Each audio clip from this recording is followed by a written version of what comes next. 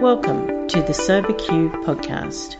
My name is Penny, I'm an alcoholic, and the question I'm going to share on is, what was the effect of step 3? It was huge. I joined Alcoholics Anonymous in 2003. I was unable to get 24 hours sober. I loved alcohol more than I loved my children, my husband, my home, my life. And I was prepared to sacrifice everything for it. And through a miraculous set of events, I got the gift of step 1 on the 18th of March 2003, which meant I woke up on the Wednesday, 19th of March 2003, and I got 24 hours abstinence. Absolute miracle. And I've been able to hang on to it ever since because of step 3.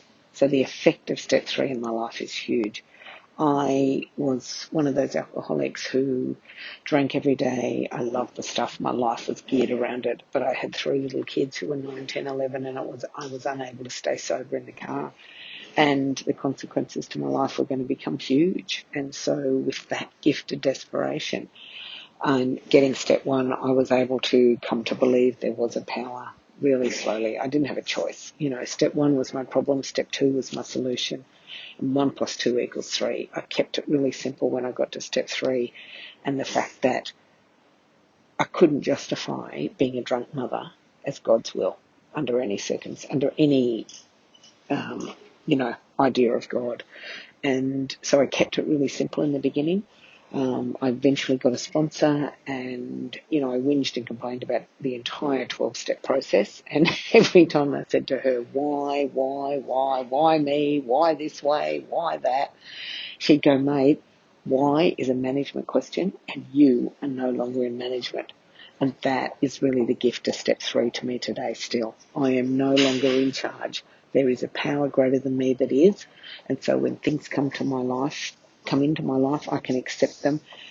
I can't always say 100%, but if it's not 100%, there's a defect in the way, and I've got a program that removes those defects. And so, as a result of step 3, having made that decision, I'm no longer the one running my life. I've got a power greater than me running it.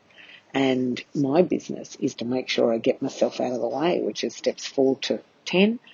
And to keep going at step 11. And, when I live in that grace, I just have the most extraordinary life, not just on the outside, but on the inside. When I first started to do this, what really helped me with step 3 was to understand that I picked 3 words from my higher power. I picked love, I picked light, and I picked good. And so that whatever came at me in those early years, I had to accept that there was something good in it. There was something loving in it, and there was something light in it. And it just helped me move away from the darkness I felt inside, from the bad that I thought everything was, and from the hatred, just not the self-hatred, but my hatred for everyone around me because of that projected hatred on myself.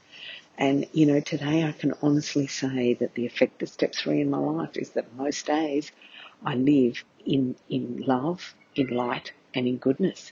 And, what a gift. That's, what a gift beyond comprehension. The promises have come true in my life. I've done a hell of a lot of work to get there, but it all started with that decision at step 3. Thank you for letting me share. If you would like to share your experience on a recovery question, visit the SoberQ Podcast website at soberq.com. Thanks for listening.